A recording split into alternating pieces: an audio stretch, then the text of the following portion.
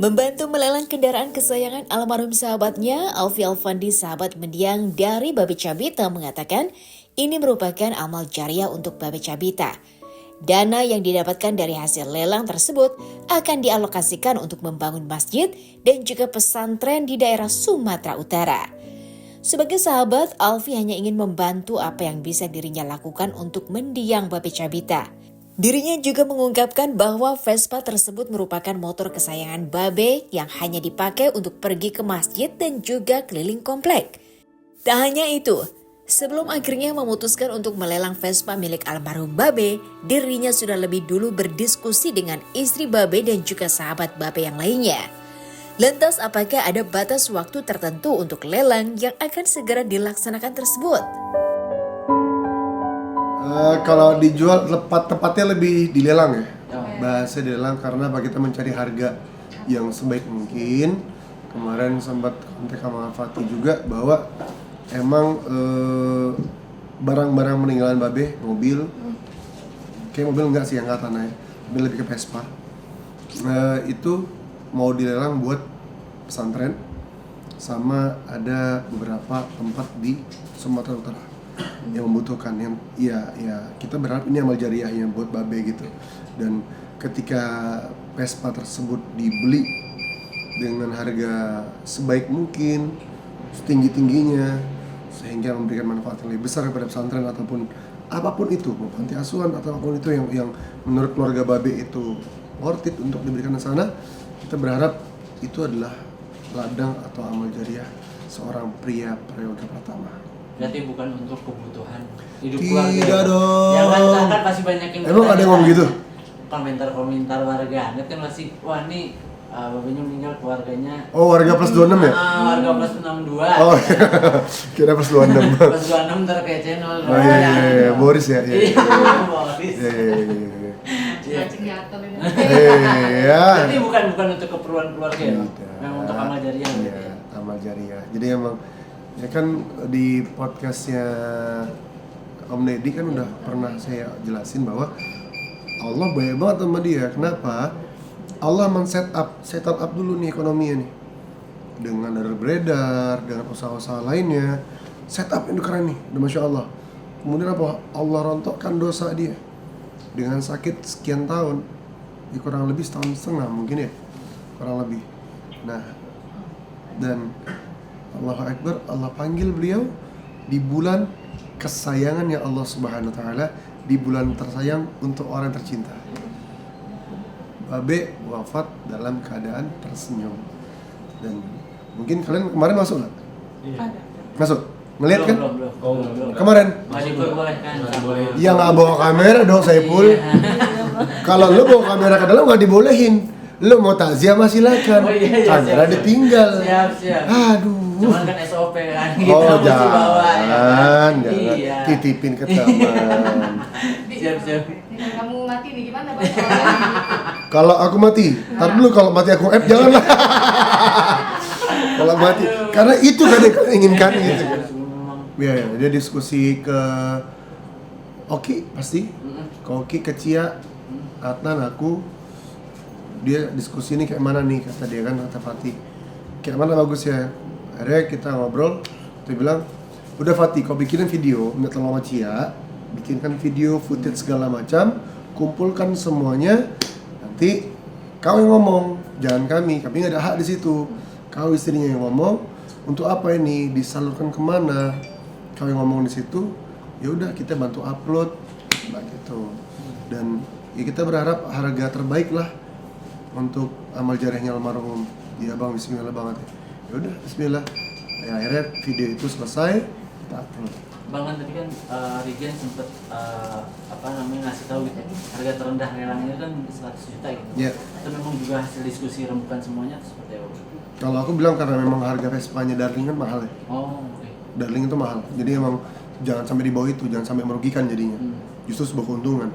Keuntungan di jalan Allah Subhanahu wa Ta'ala. Kayak misalnya begini nih, aku beli let's say gitar deh.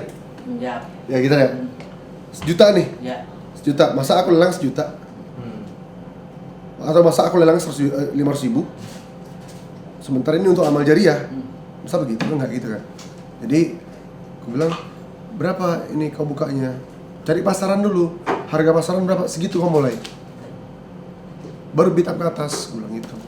Tapi memang kalau boleh tahu Bang, itu Vespa daring biasanya Babe pakai untuk kemana aja sih? Masjid ada tuh. Dia pernah touring ke atas gitu. Ke masjid doang. Maksud, Vespa daringnya. anak itu paling malas jalan jauh. Anak itu malas. Sempat biker jauh aja, mitra katanya, aku ikutlah, ayolah. Hari H hilang deh. Gitu, jadi emang karena rumahnya agak di sana ya, maksudnya di apa sih Cinere ya? Cirende.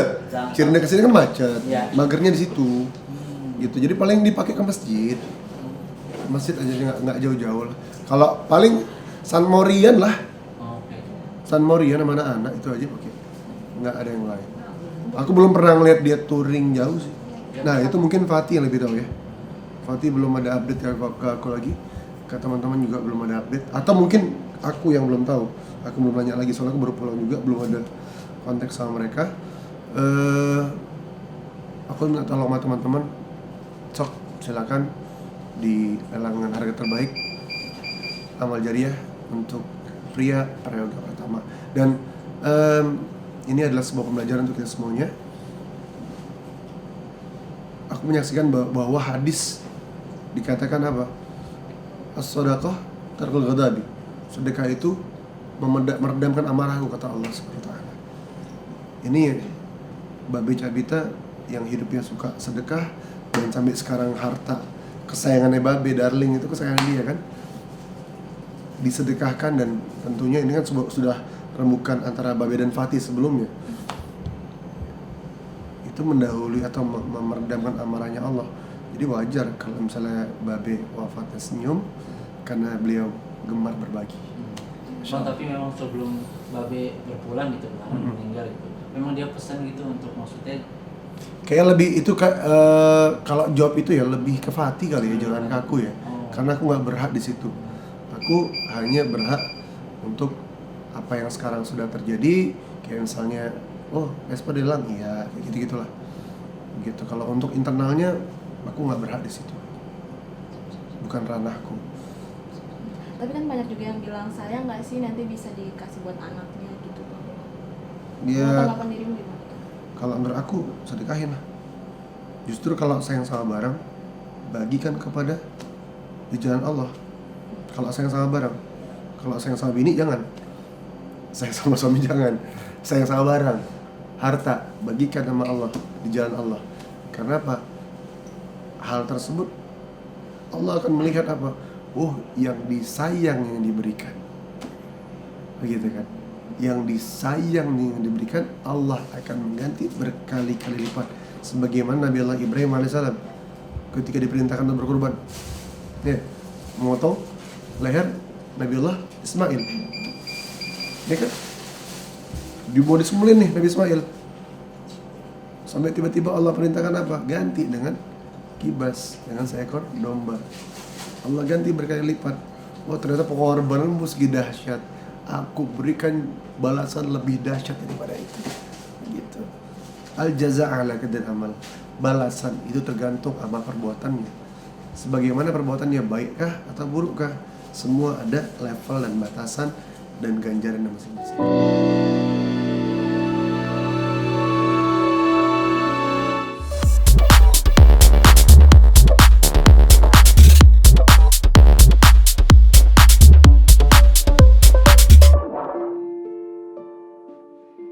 Belum lama ini kabar terkait kandasnya jalinan asmara dari aktris Nikita Mirzani dengan Rizky Irmansyah kini mendadak ramai diperbincangkan publik. Wanita yang kini berusia 38 tahun itu mengaku telah berulang kali mendapatkan kekerasan fisik sekaligus mental dari mantan kekasihnya itu. Kejadian pertama yang terjadi pada bulan Februari 2024 lalu itu kemudian terulang kembali yang dilakukannya di public area. Tak hanya itu, mantan kekasihnya pun selalu memberikan larangan kepada Nikita Mirzani yang membuat dirinya tidak bisa untuk bertemu dengan sahabatnya hingga dilarang untuk bekerja di lokasi syuting. Di kesempatan yang sama ternyata keluarga dari Rizky pun ikut andil untuk menutupi segala perlakuannya itu. Ibu dari 3 anak itu merasa dirinya telah tertipu dengan penampilan dari sosok sang mantan kekasihnya. Lantas apakah ada permintaan maaf yang diberikan oleh Rizky Irmansyah kepada dirinya? Kasus kakak yang sama Rizky Irmansyah itu mungkin gimana sih kak? Apakah kamu udah bisa memaafkan atau gimana kak? Sama Rizky Irmansyah ya? Gue udah tahu sih ke situ arahnya. Maafkan atau enggak itu biar menjadi urusan gue ya. Tapi maksudnya dari sekian banyak perjalanan cinta gue, kayaknya ini yang paling cukup bikin gue merasa tersayat-sayat bisa dibilang, karena satu keluarga itu ikut semua gitu. Maksudnya satu keluarga ini bisa menutup rapat apa yang dia lakukan gitu terhadap gue di belakang gitu kan. Itu menurut gue cukup kayak, biasa kan kalau gue pacaran atau terus gue putus biasanya kan sama satu individu aja nih. Jadi kok gue sampai amazed gitu kayak, Sweet kok bisa satu keluarga gitu kan. Kok pinter gitu loh menyembunyikan selama 6 bulan ini tuh ada apa, itu aja sih. Apa sih menurut Kaniki yang merasa dibohongi dan benar-benar Gini ya, kalau menurut gua laki-laki main perempuan itu sudah biasa. Ya, itu memang sudah kodrat laki-laki pada umumnya ya. Mau laki-laki itu punya uang kayak nggak, apalagi punya uang, mereka pasti akan melakukan hal tersebut. Tapi menurut gua bukan itu yang gue permasalahkan, tapi soal bagaimana cara perilaku dia ke gua, bagaimana dia mengekang gua, ternyata dia di belakang begitu, ya kan. Terus habis itu dia menyiksa batin dan mental gua, itu yang gua nggak terima. Ternyata gua di kerangkeng tuh tujuannya bukan hal yang baik, tapi ternyata untuk menutupi apa yang dia lakukan di luar. Dan kalau udah main pukul, bahasanya kasar, padahal gue tidak dihidupi juga dengan dia, gue tidak pernah dikasih uang juga dengan dia, itu buat gue udah keterlaluan. Kalau laki main perempuan ya sudah lah, gue pasti akan memaafkan, dan itu bukan sekali 2 kali gue maafkan. Tapi kalau sudah ringan tangan, bahasanya juga tidak baik, terus mengekang dengan tujuan yang apa gue nggak ngerti, ya itu. Dan gue kenapa sih sekarang akhirnya gue ngomong gitu kan, karena gue merasa kayak kok lu jahat banget ya gitu. Gue sampai syuting nggak boleh, bersosialisasi dengan kawan nggak boleh, even sahabat aja kalau gue ketemu gue nggak boleh cupiki gitu kan. Ya itu aja yang gue pertanyakan, kenapa? Oh ternyata lu begini, kenapa harus gue? Tapi setelah itu udah pikiran kenapa harus gue itu udah selesai sebetulnya. Cuman ya tersisa di pikiran gue tuh kayak kok gue diginiin ya. Gue tuh nggak pernah menyangka, karena selama ini yang deketin gue kan dia. Teman-teman gue, sahabat gue tahu semua, sampai Dr. Oki, Zack, Dimas, Jogoro, sahabat-sahabat terdekat gue tuh tahu semua bagaimana dia mendekati gue selama bulan November dia mendekati gue ya. Mereka tuh sampai bingung kayak, kita tertipu ya dengan mukanya, kita tertipu dengan penampilannya. Karena gue nerima dia itu karena gue pikir, oh kalau dia ikut seseorang yang penting, berarti dia punya attitude yang bagus, dia berarti bisa menjaga hati pasangannya, dia pasti tidak akan kasar, dia pasti tidak akan begini. Itulah pikiran-pikiran gue saat itu. Akhirnya gue menerima dia. Ternyata setelah dijalani, oh kok begini ya gitu. Gue sampai pernah turun berat badan sampai 5 kilo gitu kan, nggak bisa keluar rumah, ketemu mau meeting untuk urusan kerjaan, sampai film pun gue nggak bisa. Harusnya kan gue ada film yang bakal launching lagi 3 lagi kan, tapi 3 itu semua ditolak karena demi dia gitu. Soalnya dia selalu bilang, aku nggak mau ya kalau kamu main film ada adegan pelukan, aku nggak mau ya kamu main film ada bajunya sedikit terbuka. Kalau untuk kebaikan nggak apa-apa, ternyata dia di belakang lebih parah dari apa yang dilarang ke gue gitu kan. Dan gue nggak pernah minta ganti rugi untuk hal itu. Cuman kalau gue disakiti begini ya gue pasti akan ngomong. Kenapa sih akhirnya gue ngomong? Karena dia ngomong ke orang-orang tuh ceritanya beda, dan gue nggak mau difitnah, gue nggak mau ada omongan yang bohong, gue nggak mau ada yang fitnah. Makanya gue jelasin di live Instagram gue gitu. Kamu menjadi korban kekerasan selama 7 bulan kurang lebih lah ya. Yeah. Itu bagaimana tuh, kadar apa hal yang paling keras banget yang dilakukan ke Kaniki? Pemukulan, dan itu selalu dilakukannya di public area gitu. Dan alhamdulillahnya selalu ada saksi. Yang terakhir yang makanya kenapa gue memutuskan untuk sudah selesai, nggak mau lagi berhubungan sama sekali gitu, yaitu di tanggal, gue lupa ya tanggal 6 atau tanggal 7 April gitu ya, yang dia nyari temen gue namanya Zack, dia minta ketemu karena habis gue putusin gitu kan. Tiba-tiba gue dateng, wah di situ udah temen gue sampai shock gitu kayak kok gitu kan. Tapi gue nggak bisa cerita karena rentetannya banyak sekali. Tapi kok kamu nggak lapor ke Visum dan segala Kenapa macam? sih gue nggak lapor? Ya karena saat itu kan dia minta maaf gitu kan, dia tidak akan melakukan lagi. Ya, namanya perempuan kan bodohnya ada ya, percaya aja gitu. Berarti Kan dia Niki selalu dibaca, meminta boleh maaf, tahu? tapi diulang lagi kak. Muka kah atau Muka, kepala, banyak sih. Tadi sampai sejauh ini masih nggak sih kamu merasakan sakit kepala atau apa gitu dengan Kalau sekarang udah enggak, karena kalau pemukulan itu kan terjadi di bulan Februari. Kalau yang di bulan April tanggal 6 atau tanggal 7 itu gue lupa, sakitnya itu di sini. sampai detik ini ya? Sampai detik ini sakitnya di sini. Kalau- Tapi sampai detik ini pun nggak ada minta maaf. Ya nggak tahu ya. sempat visum nggak kan Niki? Sempat visum nggak visum? Visum. Enggak, gue sama laki-laki nggak pernah galak deh kayaknya. Gue sama laki-laki tidak pernah galak. Bucin ya? Gue tuh selalu bucin, gue tuh selalu kalau sayang sama satu ya satu gitu kan. Jadi kalau misalkan dia sadar dengan kesalahannya, minta maaf buat gue ya sudah selesai. Itu aja sih. Harusnya dia bersyukur dapat gue yang versi sekarang sih. Coba kalau yang dulu mungkin udah gue visum, gue udah bawa ke Polda atau ke Mabes. Gitu. Tapi dengan pihak keluarga sendiri kamu menyayangkan sih? Iya, itulah makanya gue pikir kayak, padahal gue sayang banget sama keluarganya loh, sayang banget gitu, tapi kok semuanya ikut andil gitu ya. Gue nggak ngerti ya, mungkin positive thinkingnya aja ya kan, yang cari uang kan Rizky gitu kan, keluarganya ya cuman bisa dapet uang ya cuman dari Rizky, jadi apapun yang Rizky omongin ya manut aja. Tapi kamu masih diikutin orang yang kamu ceritain lagi itu nggak sih kak? Masih diikutin nggak sampai sekarang? Atau terakhir kapan? Nggak tahu ya, Nggak masih diikutin apa enggak, gue sih nggak terlalu pusing lah, mau diikutin syukur nggak ya nggak apa-apa. Tadinya dengan kejadian kemarin membuat kamu agak lebih hati-hati atau menghilangkan rasa bucin nggak sih terhadap pasangan? Gue bucin terus, gue pasti nanti kalau ketemu pasangan gue bucin lagi, ya gimana ya? Ya emang udah begitu, tapi kayaknya belajar deh sekarang untuk nggak bucin ya, mudah-mudahan doain. Kak, pasti pertemuan terakhir nggak ada permintaan maaf yang tulus kak? sama soal itu ketika itu kan lagi jadi bahan apa? Jadi cuman kamu dijadikan manfaat doang nggak sih untuk namanya dia? gitu? Kalau dimanfaatin, teman-teman gue sih bilangnya iya, karena kan kalau dari fansnya bilang dia kan ikut bapak udah lama, tapi kan nggak ada yang tahu, nggak ada yang kenal, followersnya juga nggak naik gitu lah. Pas ikut gue, pas sama gue, maksudnya kan bukan ikut ya, pas berhubungan sama gue langsung melesat kan, orang jadi tahu. Tadinya kan cuma Mayor Teddy kan, pas totonya pacaran sama Nikita Mirzani, ya udah jadi pada tahu gitu. Mungkin ada manfaatnya itu, mungkin ya, nggak tahu sih. Ada terakhir ketemu berarti nggak ada terakhir gitu permintaan maaf yang senyesal-nyesalnya gitu atau Tanggal gimana kak? Atau dari 14 keluarganya? April sih dia ada WhatsApp, dia bilang aku rindu sekali. Tapi Kamu ngerespon respon lo gimana kan Niki? Kamu gimana? Respon Yang kamu nggak ada gimana? respon, Ayo bilang, Berarti belum ngeblok ya kan Niki Jadi nomornya ya? takut dan- Dia WhatsApp ke adekku. Oh. Kalau kan Niki sendiri udah ngeblok ya? Udah semua udah selesai. Biasanya lu udah bule, kok kenapa lo yang lokal? Enggak, jadi gini Bo, teman-teman gue juga bilang kan, kok lu bisa kepicut sama ini lokal, kemarin kan lu sukanya ke bule. Karena itu tadi, karena gue lihat dia ikut siapanya, ya kan. Kalau kita lihat, kita tahu lah betapa baiknya bapak, ya kan. Dia menghormati banget seorang perempuan, tidak mungkin dia ringan tangan, ya kan. Itu yang gue lihat dari situ, ya kan. Dengan perawakannya seperti itu, nggak mungkin nih dia berani macam-macam atau ringan tangan atau ngucapin kata-kata makian gitu kan. Kalau mabuk apa segala macam gitu kan, ya itu yang gue pikirin. Tapi kan ternyata pikirannya salah kan. Zong.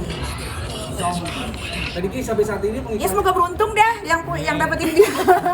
sampai saat ini mengikhlaskan aja atau memang ada berpikiran untuk menempuh jalur hukum juga? Enggak lah, ikhlasin aja. Tapi kalau dia mau nempuh jalur hukum ya sok aja silakan. Jadi dendam atau membekas kan pasti Nggak kak? ada. Kalau membekas iya, kalau dendam enggak lah. Maksudnya ini pelajaran ya, namanya hidup kita kan nggak tahu bakal ketemu siapa besok, bakal berhubungan dengan siapa. Tapi ya jadi pelajaran aja. Kan Niki di tengah kasus ini banyak pengacara yang juga ikut tampil nih kan Niki. Gimana tuh? Kalau pengacara kan yang ikut tampil kan rata-rata yang nggak ada jobnya ya, gitu ya. Jadi ya biarin aja, mungkin sekarang biar itu jadi ladang rezekinya mereka. Mau komentarin apa terserah aja. Kalau gue bisa memberikan rezeki ke orang-orang dengan cara gue sendiri seperti itu ya sudah, gitu. Nggak ada masalah. Namanya public figure tuh udah ada resikonya kan, antara dibenci dan dicinta, selesai. Tapi Niki sempat diminta nggak sama teman-teman lu lapor ke Garnisun atau kawal pom? Garnier.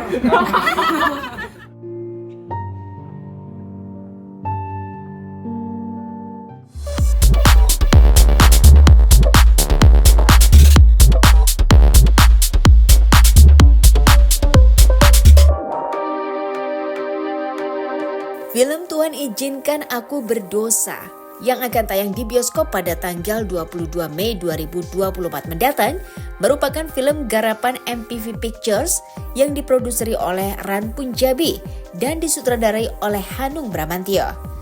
Film yang diangkat dari novel berjudul Tuhan Izinkan Aku Menjadi Pelacur ini merupakan film dengan tema yang sangat sensitif serta berisiko hingga memiliki 2 versi penayangan dalam satu film tersebut.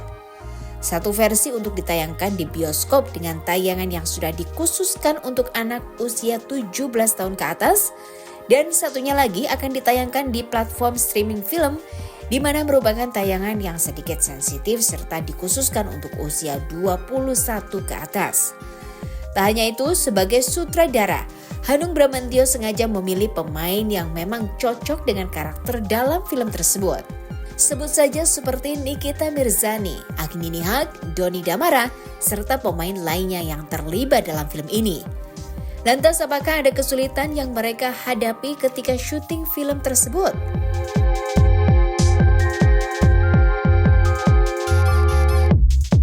Saya sebagai produser bertanggung jawab untuk memberikan pilihan-pilihan variatif.